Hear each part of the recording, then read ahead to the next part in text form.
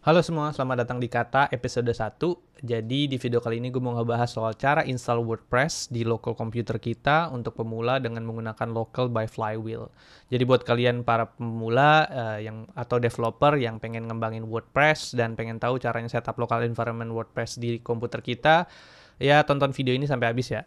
Oke, pertama kenalan dulu. Ya, perkenalan, nama gue Agung Sundoro. Gue adalah seorang programmer, spesifiknya adalah WordPress developer. Gue adalah tech savvy dan content creator. Jadi di situ juga ada website gue, agung2001.github.io. Jadi kalau misalnya kalian pengen tahu lebih lanjut soal gue, jadi mungkin bisa kita kenalan lewat sosial media gue di website gue ya. Oke, sip, gitu aja sih perkenalannya. Oke, yuk lanjut. Jadi gue mau kenalin dulu. Mungkin di video-video gue sebelumnya gue ngebahas banyak sih. Gue bikin cukup banyak playlist gitu. Ada tunai, terus ada cermat dan segala macam segala macam. Nah, ini salah satu playlist gue lagi yang namanya kata atau kemampuan akan teknologi dan bahasa. Ini ala-ala gue aja lagi. Sebenarnya intinya adalah playlist ini nanti akan jadi kayak tempat gue untuk bisa sharing pengalaman soal programming in general ya. Karena gue adalah seorang programmer dan gue memang spesifiknya adalah seorang WordPress developer. Jadi nanti juga akan ada playlist yang benar-benar spesifik ngebahas soal WordPress gitu. Jadi yang buat belum subscribe di gue, jadi subscribe dulu aja gitu. Jadi and stay tune di playlist ini. Nanti gue akan sharing banyak soal WordPress di sini. Oke, lanjut lagi karena ini materinya adalah soal flywheel atau local. Jadi gue mau kenalin dulu soal apa itu local. Jadi ini sedikit history soal local ya. Jadi local by Flywheel is a local development environment for building WordPress website, atau lebih sederhananya adalah suatu tools atau aplikasi lah lebih sebutnya ya, yang dipakai untuk membuat instalasi WordPress atau memanage instalasi WordPress di komputer kita gitu. Jadi biasanya kalau lu pakai software atau tool lain kayak XMPP, MEM, LAMP atau whatever gitu, atau sekarang juga ada kayaknya tools baru yang namanya DevKinsta.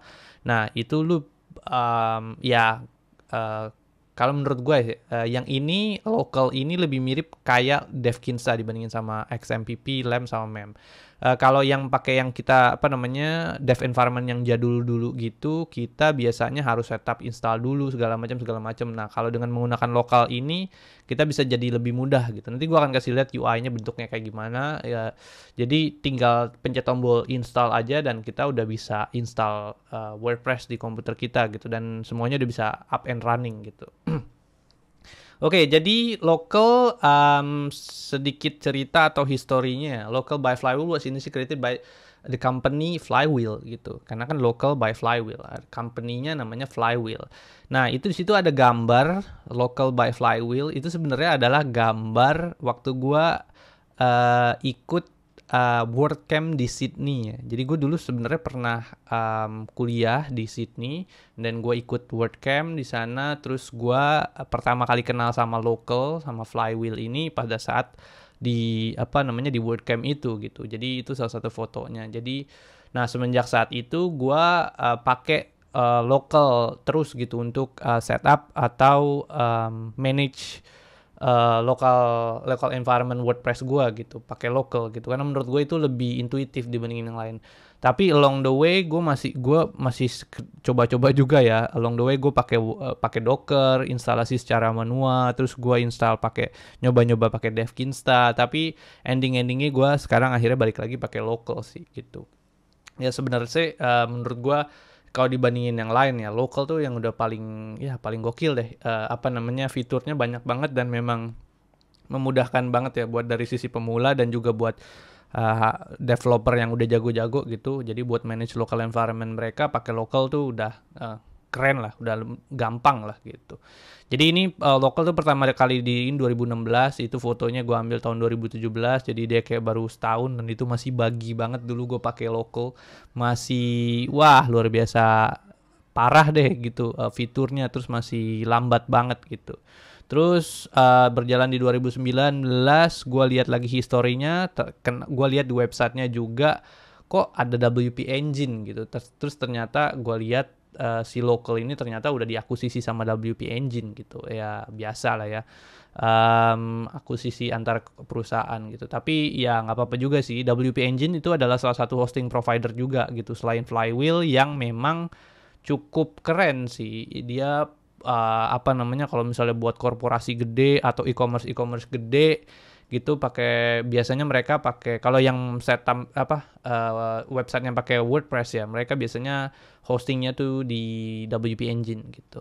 Oke, so itu sedikit brief history soal local dan gimana caranya gue bisa kenal sama local. Jadi ya gitu ya. Oke, terus kita lanjut lagi. Nah, gue tuh tipikal orang yang kalau misalnya mau pakai sesuatu gitu, gue lihat-lihat dulu gitu. Arsitekturnya apa gitu, nih bakalan impact-nya ke apa namanya workflow gue kayak gimana gitu. Gue biasanya pengen tahu dulu gitu tentang teknologinya sebelum gue adopsi teknologinya. Nah, si local ini ternyata gue nggak tahu bener apa enggak ya. Ini gue based on searching di Google, terus juga ya mereka sih bilangnya si local ini mereka pakai isolated Docker container, tapi gue ngecek si Docker container gue nggak nyala, gue nggak ngerti deh. Kayak menurut gue dia pakainya virtual environment deh. Seingat gue dulu dia tuh arsitektur belakangnya tuh dia pakai apa namanya virtual environment buat setup website ini gitu. Jadi ya mungkin bisa juga isolated Docker atau bisa juga file virtual environment. Jadi dulu waktu pas lagi 2017 gue pakai asli lemot parah. Terus nggak tahu along the way di 2019-an, di 2020-an gue start pindah-pindah dulu, terus habis itu akhirnya balik lagi ke local. Nah sekarang di local udah kenceng banget sih menurut gue dibandingin sama yang lain ya. Itu udah cukup kenceng lah local gitu. Jadi kalau misalnya lo mau setup local environment ya pakai local tuh udah lumayan keren sekarang. Nah, terus itu yang pertama, jadi virtual environment sama Docker juga berarti dia cukup kenceng kalau dari sisi performance, jadi udah oke. Arsitektur keduanya mereka ya udah pasti dong, kalau misalnya lu apa namanya setup local environment pasti ada web servernya. Lu bisa setup buat Nginx kalau nggak salah. Dia base defaultnya pakai Nginx deh. Terus kan containerized server host ya pakai Nginx. Terus yang ketiga dia ada fiturnya juga, arsitektur yang ketiga ada database servernya juga, defaultnya MySQL. Lu bisa setup juga pakai MariaDB. Yang keempat ada PHP runtime juga ya standar lah. Ini di memlam juga ada sebenarnya. Terus ada yang kelima, nah ini salah satu fitur yang gue suka banget juga dari si local ini ya, karena dia isolated gitu, jadi ya environment-nya tuh benar-benar isolated gitu di dalam, entah di dalam container atau di dalam virtual environment ya. Jadi dia bisa setting, ada dua fitur yang cukup keren menurut gue, nanti gue akan bahas sih, itu Mailhawk sama Xdebug gitu. Nah, cukup keren juga gitu. Jadi Mailhawk ini adalah buat apa ya, server klien lah, yang isolated di dalam instalasi WordPress lu gitu. Jadi kalau misalnya lu mau setting apa namanya, atau lu mau ngetes lu lagi bikin plugin atau lu lagi bikin Teams gitu dan lu mau ngetes suatu fitur yang berhubungan dengan email, kalau lu setupnya di local, nah Mailhawk ini bisa pakai banget gitu fiturnya gitu, karena semua email yang nanti pass through dari virtual environment-nya itu tadi, nanti dia akan masuk ke Mailhawk gitu. Terus ada Xdebug juga yang menurut gue ini pro developer sih. To be honest, gue nggak pakai Xdebug sih.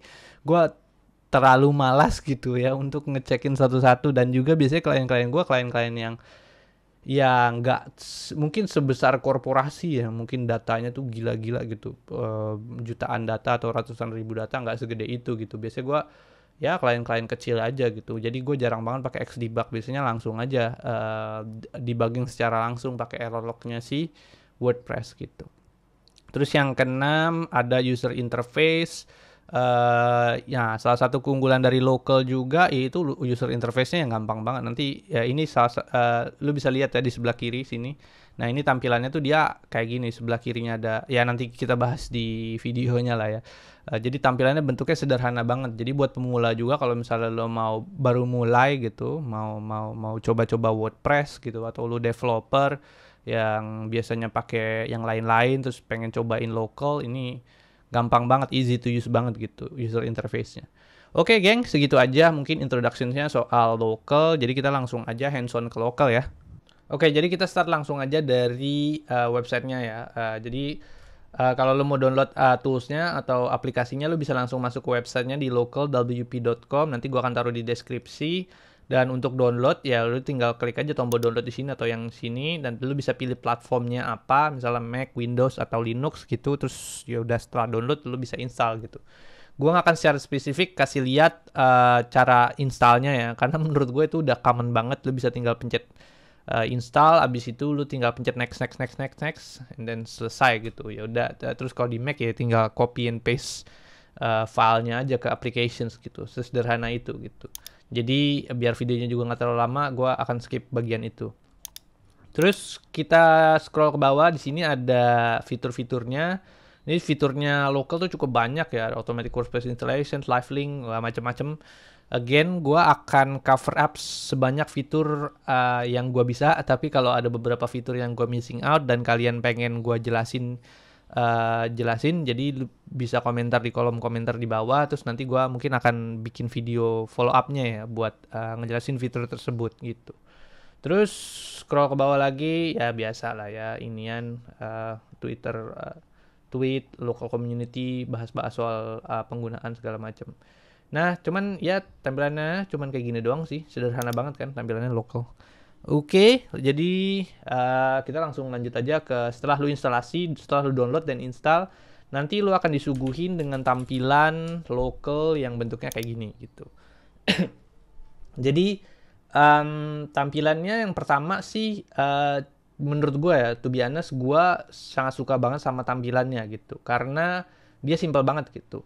Dia terbagi jadi 3. Yang pertama ada navigation di sini, terus list of website-nya, dan di sini ada detail website-nya yang nanti gue akan tunjukin ya.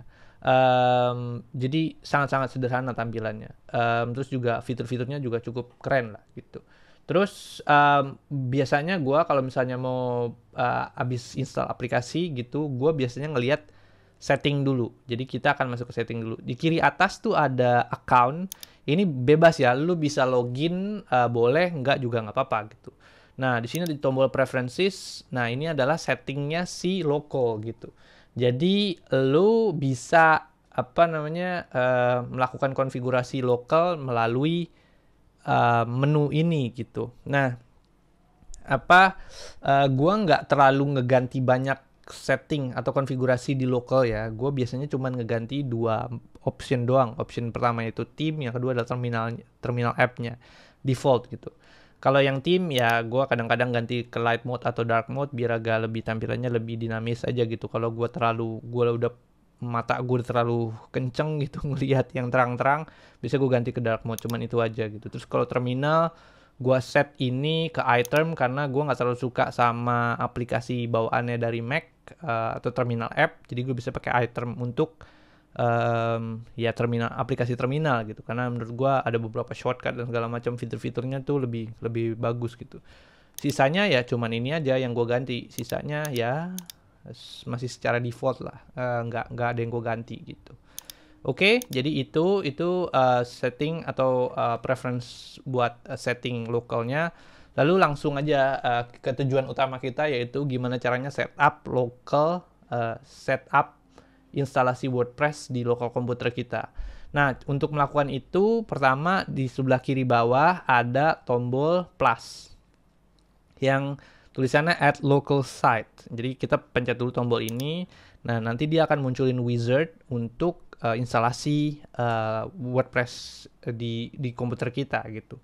Nah, di sini ada beberapa option, cuman kita nggak usah terlalu bingung soal kalau gue sih biasanya langsung aja create new site gitu untuk bikin instalasi WordPress-nya gitu. Cuman option-option lainnya juga bisa dipakai. Misalnya lu mau bikin blueprint, jadi based on spesifik konfigurasi dari website-website sebelumnya yang lu udah pernah buat gitu, atau lu punya existing website yang lu export dari lokal sebelumnya, terus lu export, terus lu bisa buat melalui existing zip, lu bisa upload ke sini gitu. Man kalau gue ribet jadi langsung aja gue tinggal klik sini create a new site, terus klik continue gitu. Terus lanjutannya adalah step keduanya, langsung kita disuguhin ke step pertama untuk bikin website.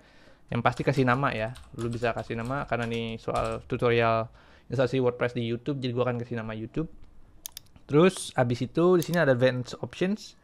Nah, di sini lu bisa ganti local site domain lu mau jadi apaan aja terserah. Misalnya lu mau kasih nama YouTube tapi lu kasih nama di YouTube 1, YouTube 2, YouTube 3, bebas-bebas aja nggak ada masalah. Local site path-nya juga bisa lu ganti bebas. Misalnya kalau di Windows bisa lu mau taruh di D, di E, di F, di drive yang berbeda-beda juga bebas gitu. Kalau gue biasanya set default, udah, terus langsung hit continue untuk lanjut.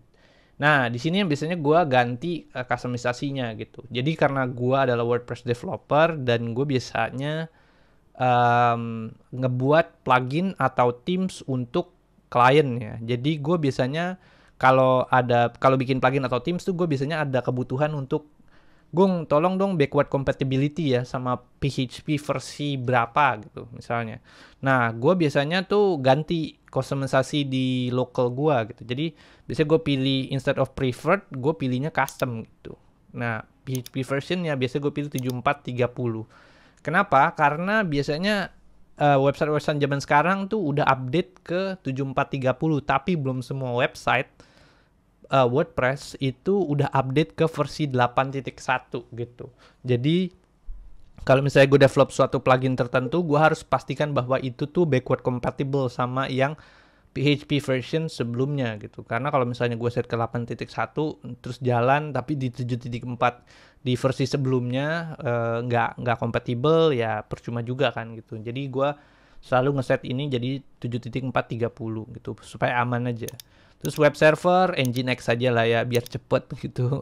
Apache sebenarnya cepet-cepet juga, cuman kalau menurut gua sih masih tetap kenceng Nginx gitu. Database sama MySQL yang paling latest aja. Gue belum pernah sih ada permasalahan dengan database versions. Biasanya klien tuh jadulnya website tuh biasanya MySQL-nya tuh udah MySQL yang paling terbaru deh gitu. Karena dia nggak ada kayak perbedaan antara versi sebelumnya sama versi yang jadul sama versi yang baru. Biasanya mereka paling cuma ada performance optimizations, bug fix, sama ya fitur-fitur tambahan aja gitu. Jadi ya sebenarnya sama aja lah gitu. Oke, so jadi biasanya gue settingnya tuh kayak gini ya. Kalau untuk setup environmentnya, nah enaknya pakai local dibandingin sama lem sem mem. Itu lu bisa setup kayak gini. Coba lu bayangin pakai lem, pakai sem. Kalau mem ada ada opsinya ya untuk bisa pilih PHP web servernya dan segala macam gitu. Cuman kalau lu bayangin pakai sem, lu mesti ganti lagi versi PHP-nya dulu terus nyalain lagi. Aduh ribet banget gitu. Kalau pakai ini karena dia isolated environment, lu bisa setup as much as installations WordPress as you want dengan versi atau environment yang berbeda-beda gitu. Nah, makanya itu enaknya Flywheel tuh kayak gitu. Dan UI-nya lu bisa lihat sendiri, tampilannya kan keren banget kan, sederhana banget gitu. Jadi ini yang step 2-nya, langsung klik continue aja ya. Ini WordPress credentialnya yang umum, tinggal gue kasih nama admin. Cukup umum. Advanced options-nya di sini ada opsi buat multi-site. Multi-site itu kayak opsi WordPress untuk bikin website di dalam website ya. Kalau lo pengen tahu lebih lanjut soal multi-site nanti, karena ini penjabarannya cukup panjang ya, gue nggak mau terlalu ngebahas ini, jadi supaya videonya nggak terlalu panjang juga gitu. Jadi intinya gue juga jarang sih ngedevelop pakai multi-site, jadi gue biasanya set ini doang, and then udah add site. Nah dia akan otomatis setelah itu melakukan provisioning secara otomatis gitu. Nah nanti tinggal masukin passwordnya, nanti dia akan melakukan instalasi WordPress secara otomatis di sini. Oke, tungguin dulu bentar. Nah, jadi deh gitu. Nah, ini lu bisa bikin sebanyak website apapun yang lo mau di komputer lu gitu, pakai local ini gitu. Karena dia isolated gitu. Kan jadi ya enak-enak aja. Nah, di sebelah sama yang gue bilang di tengah itu adalah list of website yang pernah lu buat sebelumnya. Jadi kalau bikin 5 website sebelumnya di sini lu akan ditampilin 5 website yang pernah lu buat di tengah sini gitu ya. Terus di samping kanannya kalau lu pilih nanti dia akan ada banyak opsi-opsi secara mendetail terhadap website tersebut gitu. Nah, di sini ada kayak go to site folder, ini mirip-mirip kayak opsinya di SAM. Jadi kalau lu klik nanti dia akan masuk ke folder website tersebut. Nah, ini kebutuhannya adalah kalau lu website developer lu bisa akses secara langsung enak. Jadi ya udah gitu. Terus open site shell. Nah, ini juga oke. Lu bisa buka site shell-nya ini buat si WordPress itu sendiri. Jadi dia akan otomatis masuk ke prom lu gitu. Karena gue pilihnya pakai item, jadi dia masuknya ke item. Terus di bawah sini gue minimize dulu. Di bawah sininya oke. Nah, di sini juga bisa start and stop site. Jadi waktu pas pertama kali lu jalanin, misalnya lu restart komputer lu ya, websitenya dia nggak akan otomatis secara otomatis jalan gitu, karena ya again itu bisa mereduce penggunaan resources gitu. Jadi kalau misalnya lu mau ngembangin website di satu spesifik website tertentu, lu mesti nyalain dulu start websitenya gitu, supaya dia ngejalanin dulu gitu virtual environmentnya gitu. Jadi yaitu ini ada tombol start and stop button. Terus di sini ada overview websitenya, ini site domainnya yang lo bisa ganti, ada SSL-nya juga, web server lo bisa ganti lagi. Misalnya lo setnya Nginx, oh ternyata lo pengen ganti ke Apache, bisa. PHP version lo mau naikin dari 74 ke 81 bisa gitu. Cuman yang nggak bisa diganti database-nya ya. Terus ini ada one click admin. One click admin adalah, ini gue jarang juga pakai. One click admin tuh kalau dinyalain adalah dia akan otomatis connect sama instalasi WordPress yang ada di dalam gitu. Jadi kalau lu pencet tombol ini, dia akan masuk ke WordPress admin tanpa lu harus login gitu kan. Kadang-kadang kita lupa ya username sama password ya. Ya namanya sudah umur gitu kan. Jadi kadang-kadang kita lupa. Jadi ya one click admin ini bisa jadi opsi sih. Jadi lebih gampang gitu kalau kita mau login. Gitu, ini ada informasi soal WordPress versions yang diinstal, multi-site-nya no, karena tidak kita set tadi ya. Terus Xdebug-nya juga, Xdebug ini adalah pro features ya. Jadi kalau misalnya lu WordPress developer dan lu secara spesifik pengen ngedebug code lu, itu ada fitur yang namanya Xdebug. Nah, gue personally jarang banget pakai Xdebug sih. Jadi gue biasanya cuma ngelok aja gitu. Gue males gitu. Karena website yang gue bikin juga website sederhana doang. Terus plugin yang gue bikin juga nggak terlalu aneh-aneh gitu. Jadi ya gue jarang pakai Xdebug gitu. Terus kita lanjut lagi ke tab berikutnya. Ada tab database. Nah di sini ada tab database soal host, socket, database name, username, and password. Nah di sini defaultnya adalah adminer gitu. Jadi kalau lu pencet, ini open adminer, nanti lu pencet, dia akan munculin adminer ini gitu. Kenapa nggak pakai phpMyAdmin? Kenapa pakai adminer? Gue juga nggak ngerti. Mungkin phpMyAdmin lebih lambat atau apa kayak gimana gitu, gue juga kurang paham gitu. Nah makanya mereka pakai adminer ini untuk database administrationsnya mereka.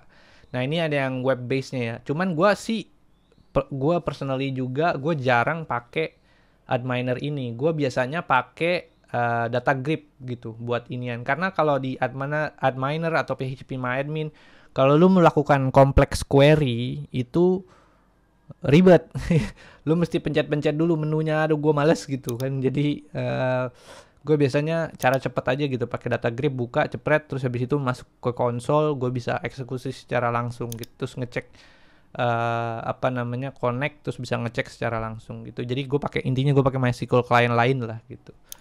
Oke, ini ada database toolingnya tadi, mana ya, tadi lanjut lagi kita ke database, ini username and password, database-nya namanya local, terus kita ada tools. Nah ini ada juga tools lainnya namanya Mailhawk, mungkin yang udah gue jelasin sebelumnya. Di sini ada Mailhawk. Nah di Mailhawk ini adalah again isolated mail server ya kalau nggak salah, atau mail client, gue juga nggak paham deh. Jadi intinya setiap apapun mail yang keluar dari isolated environment atau instalasi WordPress lu, dia akan masuk ke sini gitu. Jadi enaknya adalah dengan menggunakan ini lu bisa kayak tahu gitu, kalau misalnya gue mau ngedevelop satu plugin yang berhubungan dengan satu email template tertentu, lu bisa apa namanya, lu bisa ngelihat gitu template-nya jadi di Mailhawk tuh kayak apa. Kalau misalnya lu nggak pakai local atau pakai XMPP, LAMM, terserah lah ya. Nah, lu harus bikin SMTP server lu sendiri. Jadi harus nyambung lagi ke tempat lain, lempar baru nanti masuk ke inbox lu gitu. Nah, kalau pakai Mailhawk ini pakai local, dia udah integrasi Mailhawk, jadi lu bisa lihat. Ini salah satu contohnya. Lu kan abis instalasi WordPress kan. Nah, dia kan kirim email biasanya kalau abis instalasi WordPress. Nanti dia dapat email kayak gini nih. Your new WordPress site has been successfully set up at youtube.local. Kalau kita buka, nah dia akan tampilannya kayak gini gitu. Gampang banget kan dan enak nih, udah ada Mailhawk gitu. Ini adalah salah satu fitur favorit gua gitu. Dulu gue pakai DevKinsta juga, cuman pas lagi gue pakai DevKinsta ternyata nggak ada integrasi Mailhawk kayak gini gitu. Kalau gue mau bikin setup Mailhawk, aduh ribetnya setengah mati gitu. Jadi pas gue tahu local ternyata ada fitur kayak gini, terus gue coba gue pakai lagi, terus ya gue jatuh cinta aja sama apa namanya local gitu, karena enak banget gitu, semuanya udah terintegrasi dan kita tinggal setup website yang kita mau gitu. Semuanya toolsnya udah lengkap di local gitu. Oke, yuk balik lagi ke sini. Jadi toolsnya ada Open Mailhawk, terus ada Live Links. Oke, nah kita di sini ada coba mau kita new detail. Nah ini adalah fitur yang sebenarnya gue jarang pakai juga, cuman ini sangat keren. Oke, ini ada Live Link ya. Kita pencet enable. Nah dia akan ngebuat yang namanya Live Link. Live Link itu adalah link yang bisa diakses dari luar, dari luar ya, maksudnya bukan dari komputer lu, itu untuk website yang lu bikin dengan local gitu. Ini contohnya copy ya. Ini akan bentuknya sama kayak ada username and password, border perfect gitu. Nah kayak gini, dan dia jalan melalui yang namanya tunneling atau dynamic name server, dynamic socket kalau nggak salah gue namanya. Nah jadi dia ini berguna banget gitu buat lu yang biasanya lu udah bikin websitenya di komputer lu pakai local gitu, terus lu pengen kasih ke klien gitu. Nah lu kan bingung kan, lu mesti harus setup hostingnya dulu, harus setup domainnya lagi beli, terus harus bayar kayak gitu-gitu kan, males kan. Nah dengan menggunakan Live Links ini itu ya hidup lu jadi lebih mudah gitu, karena lu bisa kasih URL-nya ke customer lu atau ke klien lu. Nanti lu bisa juga kasih username and password dan dia bisa lihat website yang lu buat udah jadi sampai mana gitu.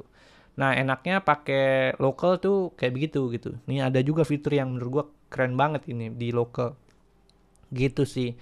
Cuman gua jarang pakai kayak gini karena dulu iya ya, gua karena masih hand to hand sama klien gitu, gua masih meeting dan ngejelasin secara ini sama klien. Cuman gua sekarang kan kerjanya udah di tim ya. Jadi gua biasanya udah ada orang lain lagi yang bagian-bagian ngejelasin soal website yang udah jadi segala macem.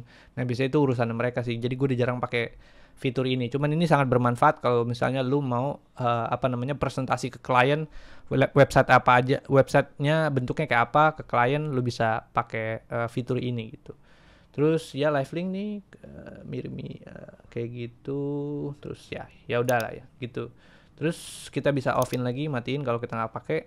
Itu ini pakai tunneling kan. Jadi dia running through tunnel, enak, nggak perlu rubah-rubah. Oh iya, juga kalau misalnya lu pakai apa namanya, lu pakai hosting atau kalau pakai SEM lu biasanya kan kalau mau presentasi ke klien, mau kasih dari websitenya ke klien kan lu harus upload dulu tuh ke hosting provider. Nah biasanya ada extra step lagi kalau di WordPress, namanya search and replace. Jadi lu mesti ganti URL-nya berdasarkan domain yang baru gitu. Jadi aduh ribet deh gitu. Makanya kalau misalnya pakai Live Link ini, jadi kehidupan kita sebagai developer jadi bisa lebih gampang lah intinya gitu. Karena dia udah otomatis setup pakai tunnel gitu. Terus lanjut lagi ada ini connect bla bla bla bla bla bla bla bla. Ini adalah iklan. Intinya adalah ya mereka mengiklankan ininya mereka lah ya, layanannya mereka. Karena tadi gue bilang ini kan tadinya dibuat sama Flywheel, cuman diakuisisi sama WP Engine. Either way, lu bisa pilih yang mana yang lu mau gitu. Nah, lu bisa terus nyambungin sama platform mereka. Terus nanti ya kayak ada fitur-fitur tambahannya lah ya. Lu bisa one click deployment gitu ke hostingnya mereka gitu. Jadi kalau misalnya lu udah bikin website klien udah selesai terus lu mau ngedeploy secara langsung, lu bisa lebih cepat lah gitu dengan fitur Connect ini. Terus lanjutannya ada fitur My Blueprints. Jadi misalnya contohnya ya, di sini lu udah pernah bikin website tertentu sebelumnya. Nah, terus di sini lu klik kanan, lu bisa save as blueprint. Nah, fungsinya save as blueprint ini adalah, misalnya kita contoh ya bikin ini save as blueprint, misalnya YouTube tuh, save blueprint. Apa dia lagi nge-save sebagai blueprint?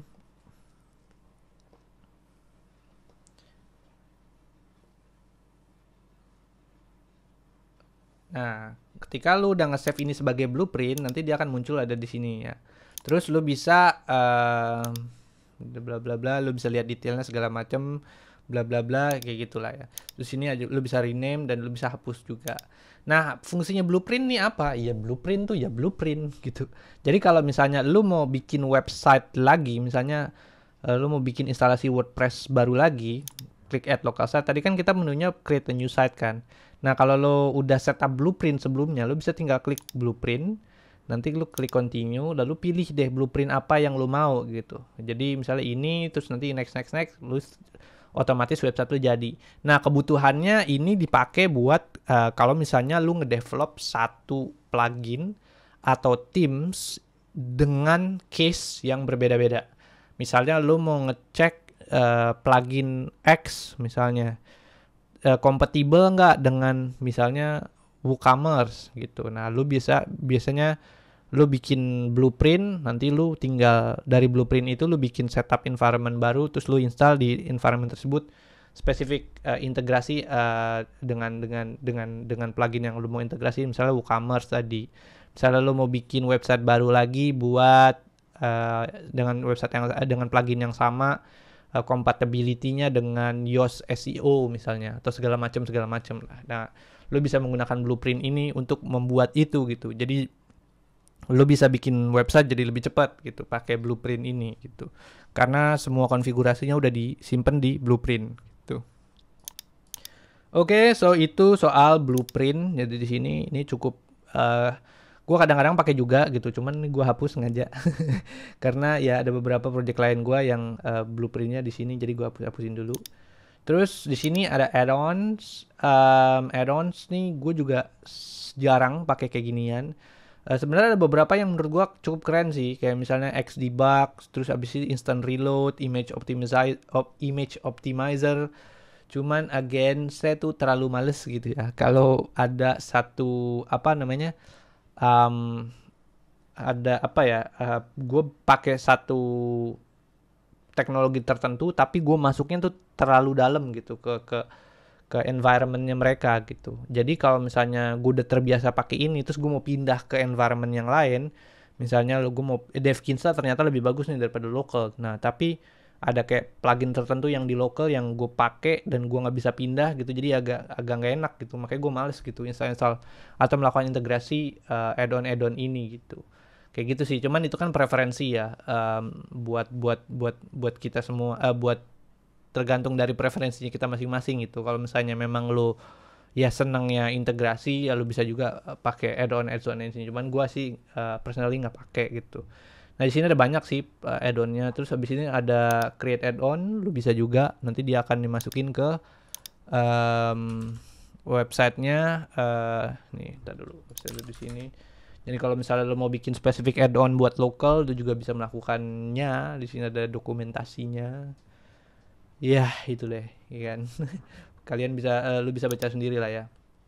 Terus di sini ada help, support gitu. Kalau lu bingung nih pencetannya tombolnya di mana, lu bisa juga dapat get help di sini ya. Sebenarnya ini kayak FAQ aja sih, documentations dan macam-macamnya gitu.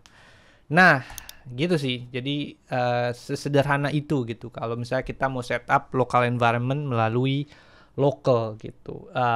Gua jadi pakai local ini kira-kira udah hampir 8 bulan 9 bulan lah ya. Karena sebelumnya gue pakai nyoba-nyoba, gue sebelumnya pakai Docker gitu karena gue males gitu kan, setup local environment. Terus ternyata gue lihat lagi yang pengalaman sebelumnya juga sih, yang waktu di 2017 gue pakai local terus lambat banget kan. Akhirnya gue sekarang lambat banget. Terus pas gue nyoba lagi di 8 bulan yang lalu, gue lihat lokalnya udah berubah banyak gitu. Jadi udah cukup kenceng sekarang dia. Jadi ya udah gue pindah aja sekarang ke local. Gitu sih, geng. Jadi overall kayak gitu. Ya mungkin ini nggak semua fiturnya gue bahas di lokal ya. Semua fitur lokal gue bahas ya. Jadi kalau ada beberapa fitur yang kalau ada beberapa fitur yang gue ketinggalan, bisa komentar di bawah. Nanti mungkin gue akan coba bikin video lanjutannya soal fitur yang gue ketinggalan gitu. Oke, thank you semua yang udah nonton. Jangan lupa untuk subscribe, like, sama komen kalau memang suka sama videonya. Terus juga gue punya pertanyaan buat kalian. Kalau misalnya kalian sendiri tuh, kalau misalnya local environment-nya buat WordPress tuh apaan sih? Sebenarnya kan ada banyak ya. Ada DevGinsta, kayak LAMP, MEMP, SAM gitu. Terus ada juga yang sekarang yang baru-baru, WPNV. Ya kan? Terus juga ya macam-macam ya, banyak banget deh. Docker juga mungkin ya. Atau yang lebih gokil lagi, mungkin install PHP Apache atau Nginx-nya secara manual. Bisa juga kan gitu. Tapi kan ya setiap orang kan punya preferensinya masing-masing dan kebutuhannya masing-masing gitu. Komen dong di bawah kalau misalnya ini kalian tuh pakainya apa gitu. Biar kita bisa review bareng-bareng, terus bisa sharing bareng-bareng gitu. Anyway, terus di situ juga again ada website gua agung2001.github.io. Kalau misalnya memang lo ya kenalan aja, tak kenal maka tak sayang.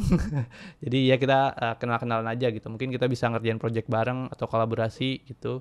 Ya bisa cek sosial media gue ada di website gue. Oke, gitu aja geng. Bye.